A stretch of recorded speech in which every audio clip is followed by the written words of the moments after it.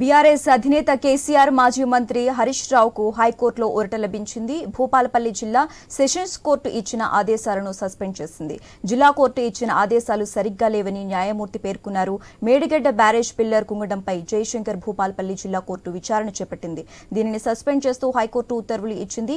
జిల్లా కోర్టులో పిటిషన్ వేసిన నాగవెల్లి రాజలింగమూర్తికి ఉన్నత న్యాయస్థానం నోటీసులు ఇచ్చింది. ఈ అంశంలో జిల్లా కోర్టుకు విచారణ పరిధి లేదని కేసీఆర్ హరీష్ రావు తరపు న్యాయవాది కోర్టు తెలిపారు. ఇరుపక్షాల వాదనలు విన్న హైకోర్టు జయశంకర్ భూపాలపల్లి జిల్లా సెషన్స్ కోర్టు ఇచ్చిన ఆదేశాలను సస్పెండ్ చేసింది. తదుపరి విచారణను జనవరి 7కు వాయిదా వేసింది.